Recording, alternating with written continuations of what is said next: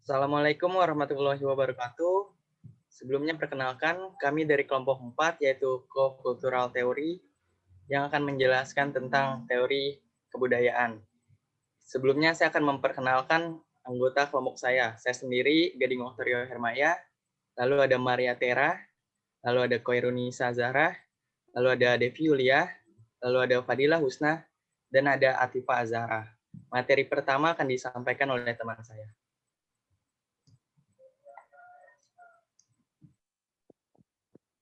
Teori kokultural sendiri memiliki tokoh yaitu Mark Orbe, tokoh dari kokultural teori yang sejak 1997. Teori ini menggambarkan upaya adaptasi kelompok budaya minoritas yang hidup di tengah-tengah budaya dominan.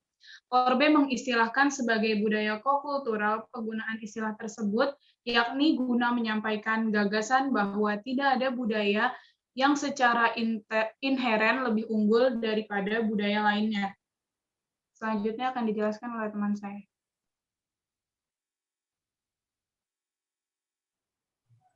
Selanjutnya saya akan menjelaskan tentang esensi dari teori kokultural ini. Yang pertama, terdapat pengalaman kelompok budaya komunikatif, yaitu suatu tanggapan terhadap struktur masyarakat dominan yang menyebut mereka sebagai masyarakat luar. Kemudian yang kedua, terdapat pemilihan praktik komunikatif yang berbeda berawal dari berjalannya suatu kehidupan atau suatu kegiatan yang kemudian membuahkan hasil, yaitu sebuah rangkaian untuk mengubah suatu implementasi, evaluasi, dan revisi.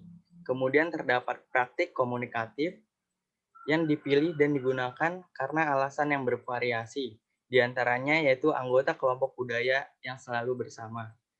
Kemudian selanjutnya terdapat esensi, yaitu setiap anggota kelompok budaya memiliki beberapa opsi strategi untuk memilih. Yang terakhir yaitu proses pemilihan praktik komunikatif dipengaruhi oleh beberapa faktor yang saling diperlukan dan saling menguntungkan. Selanjutnya akan dijelaskan oleh teman saya.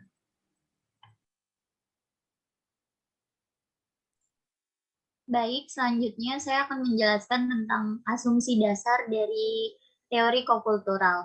Jadi ada 5 asumsi dasar. Yang pertama, asumsi pertama itu yaitu hierarki dalam masyarakat cenderung mengistimewakan kelompok-kelompok tertentu. Di sini yaitu kelompok budaya yang dominan. Yang kedua, asumsi kedua itu kelompok dominan menempati kekuasaan yang memungkinkan mereka menciptakan, membentuk, dan melanjutkan sistem yang memperkuat perspektif serta pengalaman mereka dan dapat membisukan anggota kelompok minoritas. Selanjutnya akan dijelaskan oleh teman saya. Terima kasih. Baik, di sini saya akan melanjutkan penjelasan mengenai asumsi dasar. Asumsi yang ketiga yaitu sistem komunikasi dari kelompok budaya dominan berfungsi menjauhkan posisi anggota kelompok budaya kokultural dari pusat kekuasaan. Jadi kelompok budaya dominan memiliki sistem komunikasi yang digunakan oleh mereka untuk menjauhkan posisi seorang anggota dari kelompok budaya kokultural dari pusat kekuasaan. Asumsi yang keempat, kelompok budaya kokultural berbagi posisi sosial yang termarginalkan atau terpinggirkan dalam sistem kelompok budaya dominan, meskipun kelompok budaya kokultural sesungguhnya memiliki hak untuk mempertimbangkan beragam posisi. Asumsi yang kelima, anggota kelompok budaya kokultural berkomunikasi untuk menegosiasikan posisi mereka dalam sistem budaya dominan. Jadi komunikasi antar anggota di budaya kokultural digunakan untuk menegosiasikan posisinya dalam sistem kebudayaan dominan. Selanjutnya akan dijelaskan oleh teman saya.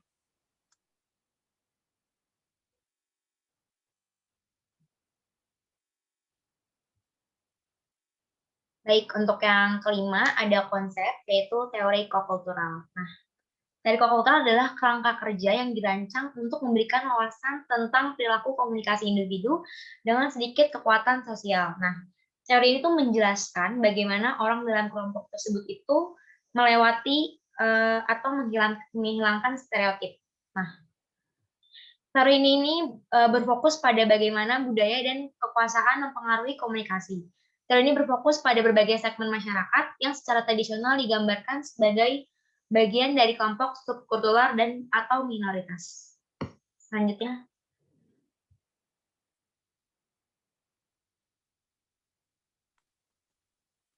Yang terakhir yaitu tentang contoh kasus. Kelompok kami ngambil contoh kasus Summer School program INHA University.